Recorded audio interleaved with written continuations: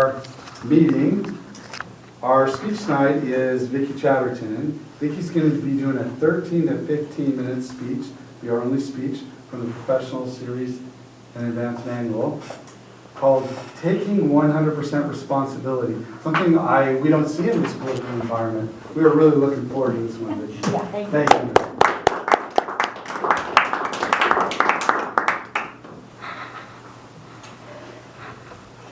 Fellow Toastmasters, as most of you are aware, Jack Canfield is my mentor.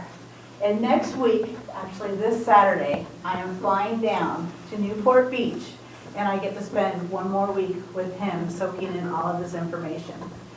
However, it's not going to be as enjoyable as I had hoped, because we were informed that we all need to present one of his principles out of his Principal Success book during this time. Now, the reason I'm nervous is he will be watching us give these presentations. I've seen him give this several times, but will I be able to make an impression that I want to? I'm not quite sure. I've seen him speak several times, and I've read his success principles several times. And he always starts out with success principle number 1, taking 100% responsibility. He always starts with that. And you would think, by me going so many times and reading so many times, that I would have this down pat.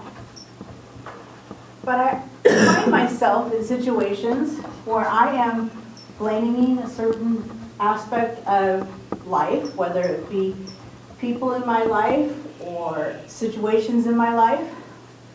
I find myself complaining. Is that taking 100% responsibility, or am I pushing that responsibility on somebody else? Now he'll ask you, do you take 100% of responsibility for your life? And growing up, I thought I did, because I was an only child, and my parents didn't believe that my imaginary friend would do anything. Therefore, I thought I was taking responsibility, because when they would say, who left the door open, it had to be me. But then he asked, do you ever blame or complain about something? And I had to realize, yes. There are times when I allow a situation such as my kids changing plans, and then I have to change plans. And then instead of just taking 100% responsibility of the plans changing and myself saying, yes, I'll go along with it, that is my choice. And so therefore, I have to remember that. He has an equation, and he calls it E plus R equals O. And E is the event. We can't change the event.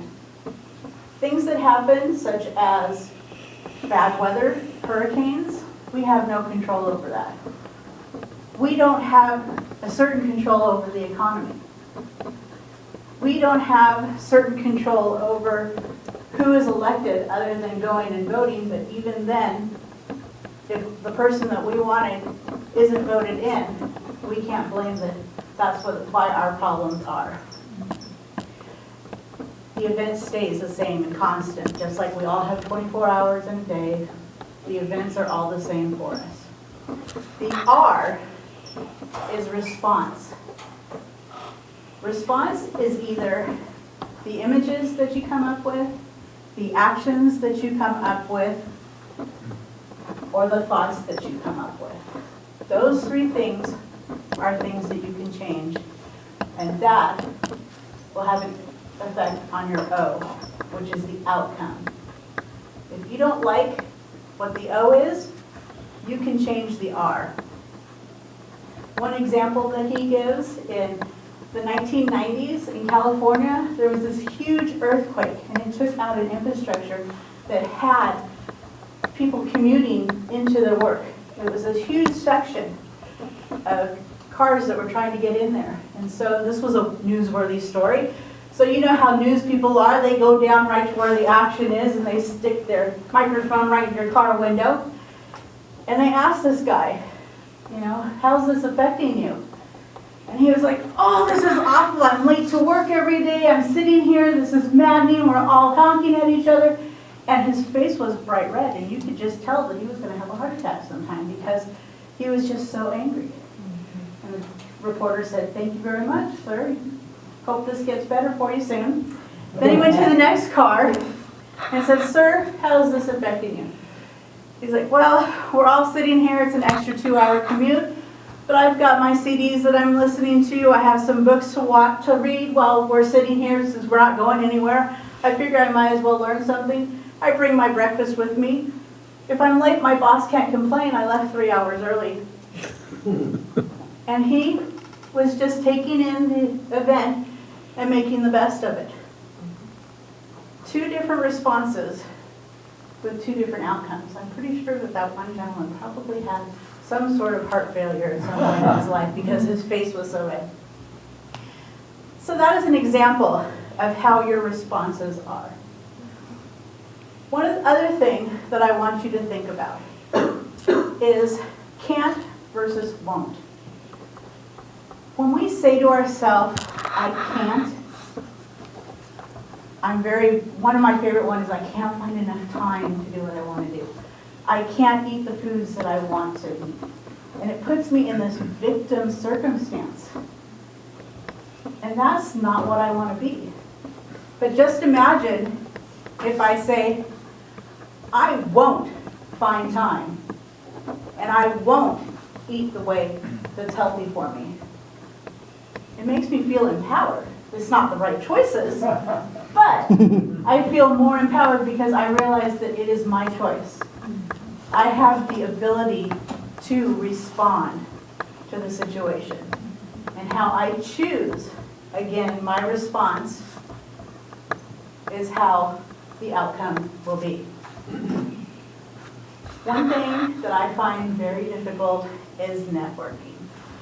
I would much rather be at home doing my own thing rather than getting out there, presenting myself, talking to people, being in an environment where we have to exchange ideas.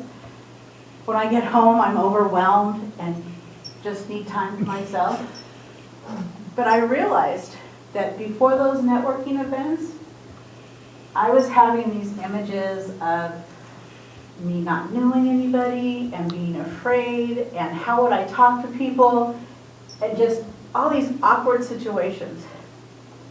But then after taking these courses and doing this work, I thought to myself, what if I started thinking that when I get there, I'm going to see somebody that I know and I'm going to go over to them and talk.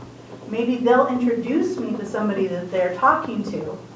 We'll have a conversation. I'll be at more ease and I'll go through it. So I tried that. And I found that I'm not disliking networking events as much as I used to. It was my frame of mind that I had to change. It's just one of those things that has taken me 12 years to figure out after having read this the very first time. I want you to think, do you ever blame or complain a situation in your life? Is there a way that you could maybe turn that around and have that change? That's one of those things that I constantly have to remind myself. I would think that I would be able to take responsibility because, like I said, I always felt I did. But now I realize that it has to be the ability to respond.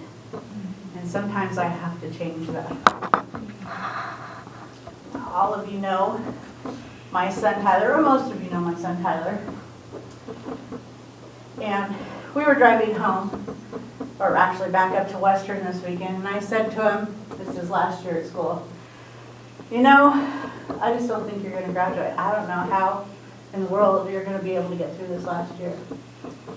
Now, how many people think that his self-esteem probably plummeted? I see people nodding their heads. You have all failed the first test. See, it's how he responds of if his self-esteem is going to go up or down. He could say, oh my gosh, how does she know that I'm partying all the time? I'm not doing any of my schoolwork, and yeah, I am failing.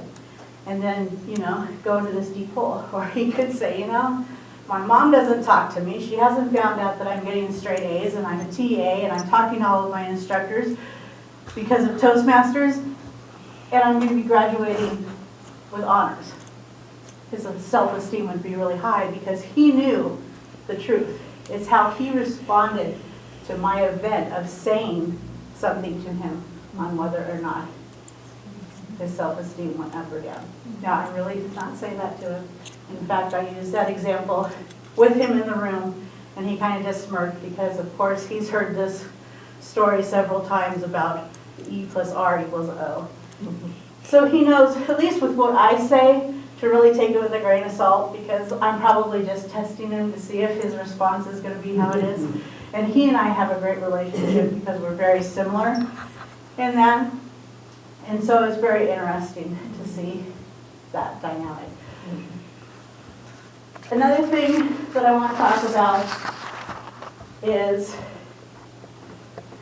thinking about events in your life and if your response could have been different, if you think that the outcome may have been different. And maybe that event will again come up in your life, and this time before responding, you can think, do I want the same outcome, or do I want a new outcome, and change your response. Again, it is our responsibility to take 100% of what is happening in our life, because we do have control over it. Mr. Toastmaster.